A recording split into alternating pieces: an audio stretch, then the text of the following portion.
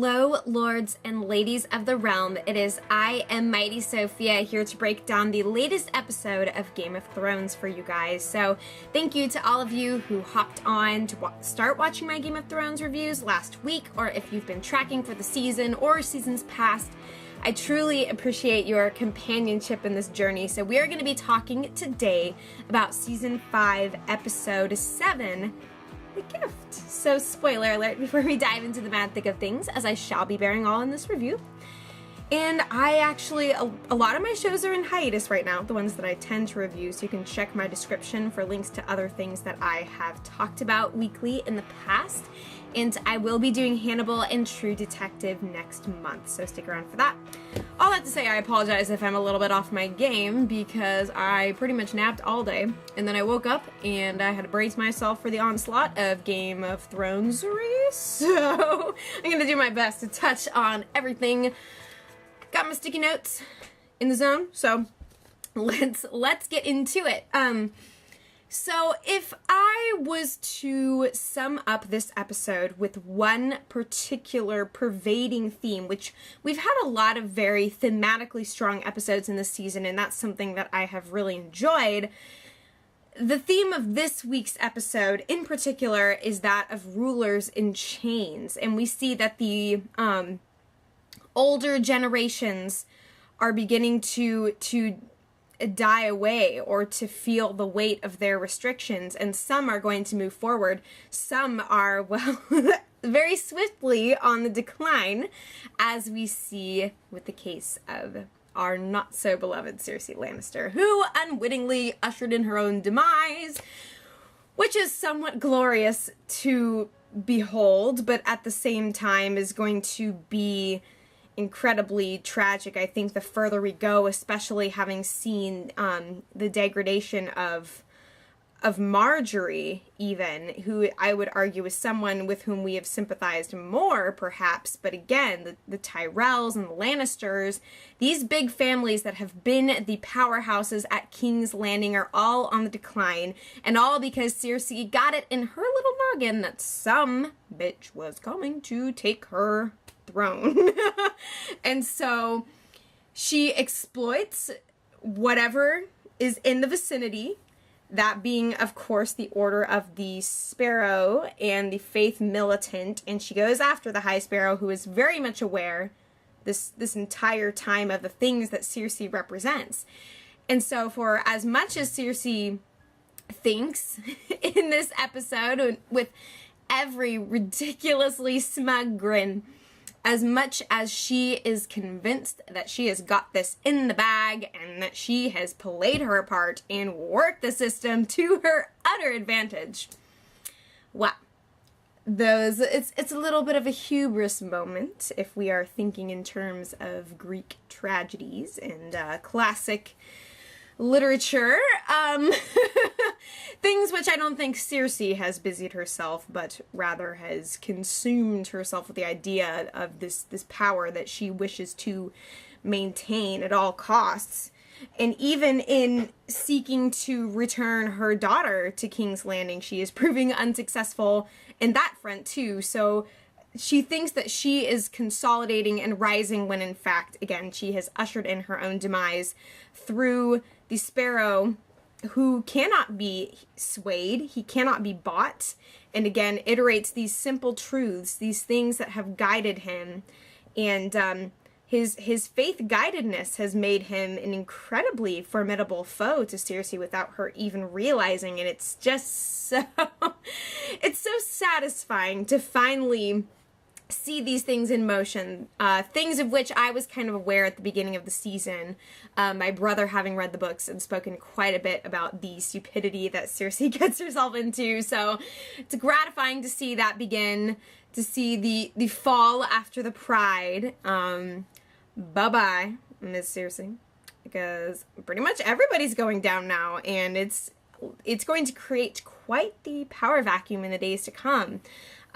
So as far as seeing rulers in chains too, we see, especially this week, Dany and Tommen being in positions where They cannot have the relationships that they desire with the ones that they love, and having all of this power, they are still constrained by the politics in which they operate.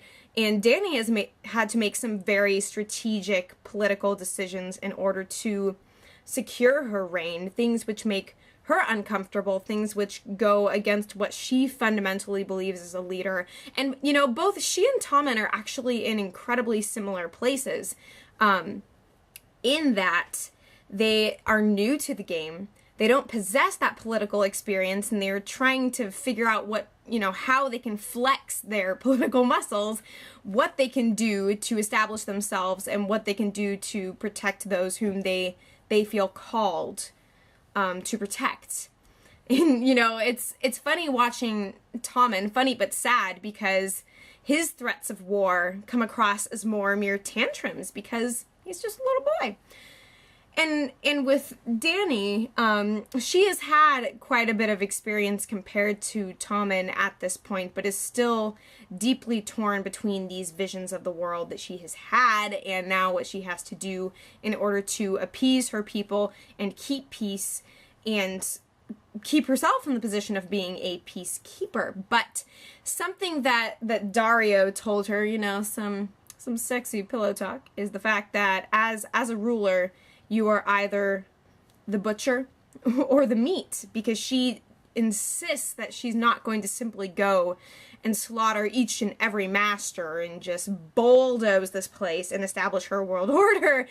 She's not in it for that at this point, but I would take Dario's words as a bit of foreshadowing for things to come. But now we also see that the gift has been delivered, and I do count Tyrion Lannister to be a gift to all with whom he comes in contact.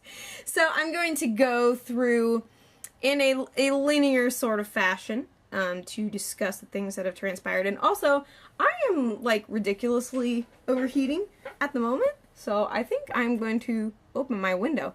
Sorry to interrupt myself, but this show will put me in a happier place for the time being.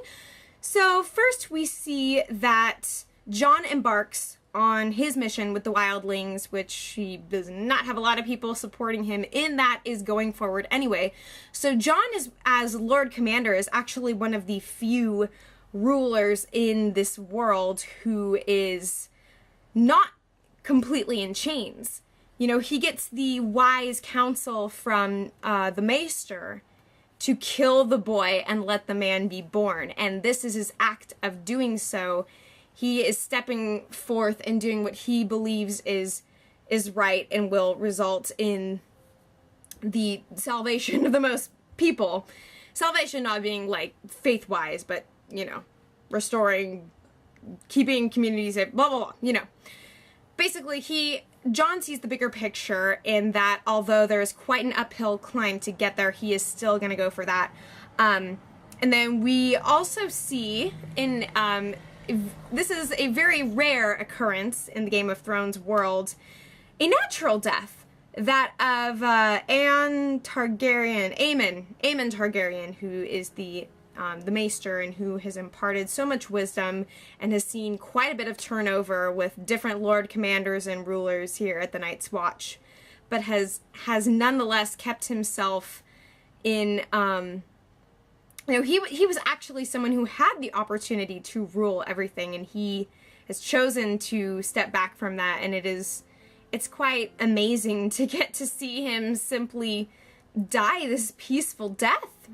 It's not a given, not the standard way of this world. So it's a very, very precious and moving thing, and also sad for Sam, who, as he is told at the Maester's funeral, he's losing all his friends, which is never a good thing to feel. But yeah, Sam hits quite a few major milestones in his life, from laying to rest a very dear friend to getting laid. So hey, things are in motion in his world, and I was actually surprised at the level of focus that he got in this episode. But I'm glad to see them sticking with and developing the character of Sam, who seems like just such a small piece in this crazy world that is brewing with so much tension, but at the same time, it's good to see that these characters are invested in and we're getting the opportunity to connect with them. So, I mean, you can look at that how you will, but in the meantime, we return to the north to Winterfell, where we find a bruised and battered Sansa, and for as much as I hoped this episode would be the beginning of her restoration, of her revenge, of whatever is going to transpire to get her out of the clutches of Ramsay, she only sinks further down and becomes more entrenched in this place, and she is kind of an up-and-coming ruler in chains. I apologize for the sound of cars going by. I don't know why everybody feels the need to be cruising about on a Sunday night, but that's the way it's going down, and I feel like 20 degrees cooler, which is an immense blessing. At any rate, so even though at this point in time she's kind of in the position of potentially being the wardeness of the North, so she is coming into a place of power, but is at once completely broken down by this leader with whom she is in a relationship that I wish had never happened, and screw you, Littlefinger. Screw you, Littlefinger. And this is not my little finger, that is actually my longest one, so yep, that's the irony of the situation here. But I'm saying that because he's the one who pretty much abandoned her there. And I don't know what the grand scope of his plan is, but clearly things are in motion on his end, but that does not absolve him of his role in placing Sansa in this position. So she tries to employ the help of Theon, or as he knows himself, Reek, insisting that he is in fact Theon Greyjoy, and trying to bore that back into this man who has had everything ripped out of him and stuffed back in the wrong places and the wrong positions, and he is just a man barely functioning who is now called to the task of ushering in Sansa's salvation. What do you know? Guess who is waiting in the magical tower where he is to bring the light and signal the arrival of aid. So unfortunately, things seem to be reaching a standstill with Sansa, as the woman who told her that she still has friends in the north was flayed alive by Ramsay, and Theon realizes that once again he has failed. This is probably not going to look so pretty for him, nor will it for Sansa, so it's the double-edged sword of at least you tried, but I mean, how much is the thought going to count as we go forward with this? So it's immensely frustrating, and Sansa feels confident enough to deliver a few juicy little barbs about Ramsay's bastard status, or that he is inherently a bastard, regardless of the fact that he has been formally and royally recognized as a Bolton. She reminds him of his true place in sort of an act of lashing out at this violence that he has inflicted upon her. And then he turns that around by revealing to Sansa that Jon is actually now the Lord Commander, and he himself, her half-brother, a bastard. So she kind of ends up going in a circle, and then another great big giant circle that actually results in the death of an innocent woman. Innocent in our eyes, in that we want to see Sansa brought to a place of goodness in whatever fashion that's going to look like, and the Boltons to go down the tube. At least that's what I want. So, unfortunately, not a lot of great happenings on that front. And after the atrocity that we had to witness last week with the rape scene, it really sucks that she seems to be even further entrenched now. But we did get like a 5-second peek at the fact that Brienne is still on the horizon, and I think is in fact going to be Sansa's salvation at this point, because who else? You know, Littlefinger is wrapped up in his affairs at King's Landing and is posturing himself to take whatever power he can. All this relatively unbeknownst to Sansa. So, we'll see how all of this is going to go. But yeah, so we see the death of Aemon. Yeah, okay, I'm looking back too far in my notes. Stannis, meanwhile, his army is moving forward towards Winterfell in the midst of a very intense storm, and ultimately, as he is, they're struggling to move forward, but Stannis remains resolute and states that, you know, already he's retreated once, which was that was the Battle of Blackwater Bay, correct? I remember that one pretty well. I just don't remember the title. So, like, if he retreats a second time, they lose it all. You know, whether they are going to victory or going to their deaths, they can only move forward at this point in his eyes. That is their only strategy to victory, even if it results in the opposite. And I could understand, based on events past, why he would feel that way. And then he, in a moment of doubt / horniness, has a little conversation with Melisandre about, you know, you've seen these visions, and I don't know what I've seen, but I see stuff, and I don't know, is this actually gonna work? And what I think I gather from their conversation is that Melisandre is convincing him that he needs to sacrifice his daughter? Is that correct? Because I don't know if I misunderstood that, but the way he was like, she's my daughter, we can't do that, get out of here, blah, blah, blah.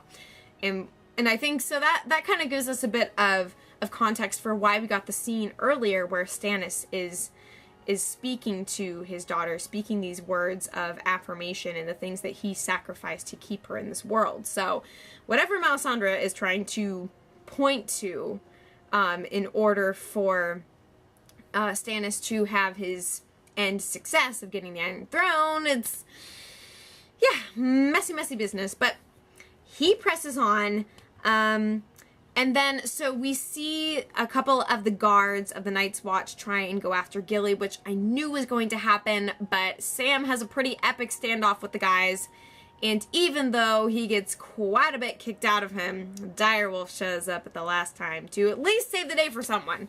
There have been so many situations in which the day has not been saved, and I think that, you know, Direwolf is a man's best friend. And hello, airplane in the sky outside my room. Everything is so loud now, but evidently I'm having some major Game of Thrones induced hot flashes, so we press on. And also, I have to say, so Gilly and Samwell are at last intimate with one another. And I love that the first words out of Sam's mouth are, "Oh my." That tickled me quite a bit. So, kudos for him. You know, they're, I don't know what the future of their relationship is going to be, but it has been consummated at last, despite the things that they're not supposed to do at the Night's Watch. Turns out when you try to seclude men and force them to swear this vow of abstaining from all relations, it only results in something coming on further down the line, which, yeah, I figured that was something that was coming too, but it was sweet to see, so we got that. So meanwhile, Tyrion and Jorah are drawing ever near to the fighting pits. Jorah is purchased, and Tyrion reveals that, hey, this is the package deal, come with me. And the ironic thing is that while Tyrion actually proves himself quite adept in combat, we get to see that as he just whips around and busts that guy's balls. The guy who paid for Jorah ultimately elects to also pay for Tyrion on the basis of him being a funny man. Such is the life of the dwarf. But they do ultimately get to the fighting pits, which is something I will discuss later on as this, certain events come more towards the end. So meanwhile, Dario and Dany are rolling in the sheets, enjoying some pillow talk, and that, of course, is the conversation where Dario insists that she, as a leader, is either the butcher or the meat, and I think is ultimately going to have to make even more difficult compromises and decisions that will result in deaths. And this is something that she continues to resist and to avoid at as great a cost as she possibly can, Meanwhile, Elena is going after the High Sparrow. Now, the High Sparrow gets quite a few incredible moments in this week's episode that were by no means lost on me and were so fascinating and just entertaining to watch unfold. So we see that both Elena and Cersei try to go after the High Sparrow, insisting that he is a man who can be bought, who can be swayed by politics, who can be swayed by economics. And Elena, I mean, she is one smart cookie. She's going to do anything that she can to get to some ulterior motive that she can speak to and reverse on the behalf of her children. And of course, the High Sparrow reveals that he's not that kind of man. And Elena insists, like, oh, you're some guy of the people. Okay, whatever. And he's not just a man for the people. He is truly an unabashed servant of the gods and very much drawn to the fundamentals of the faith and seeks equity for all, and that all will be judged under the gods' eyes. And that's something that all of these political powerhouses, all of these leaders don't understand. So embittered have they been against these kinds of principles that it seems like there surely must be something else that this guy wants.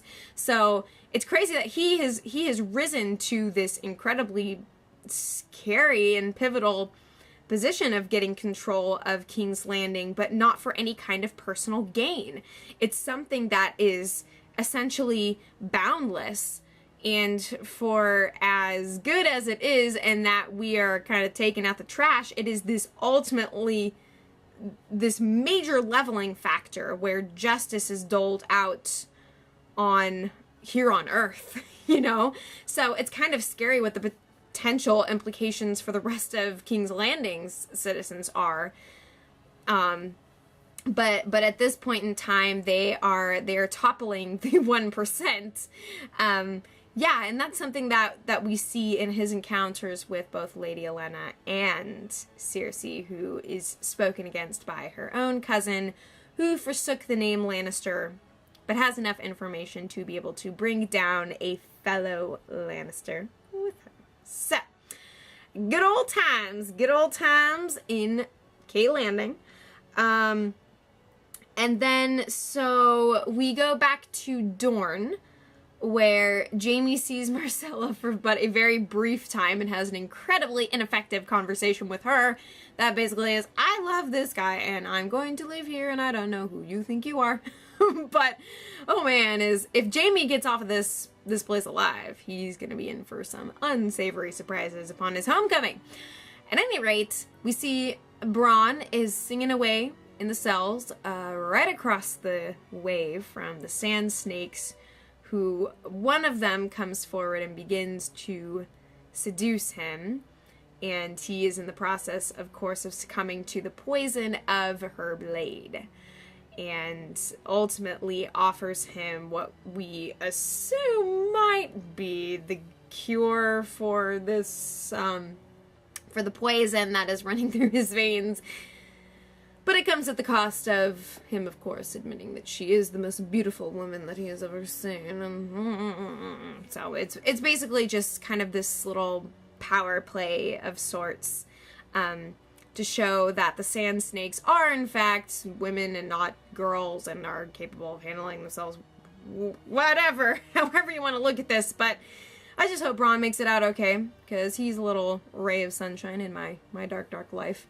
But yeah, so that's what's going down in the city of Dorne. So this, of course, brings us to some incredibly pivotal events, namely the Great Games in Meereen. Jorah shows up and knocks everybody on the block and has this dramatic unveiling moment where he reveals, it is I, and I am here. And Dany's reaction, of course, is less than ideal. She doesn't really seem to appreciate the gesture, although he does get her attention in a very big way.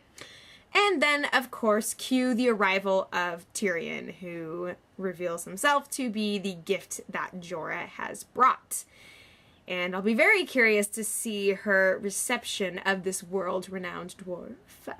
But this will be the beginning of a very interesting relationship, and I don't know what exactly is going to befall Jorah, but of course he presents a very, well, problematic addition to the love triangle that is now expanding into a bit of a love square, now that he's back in the picture.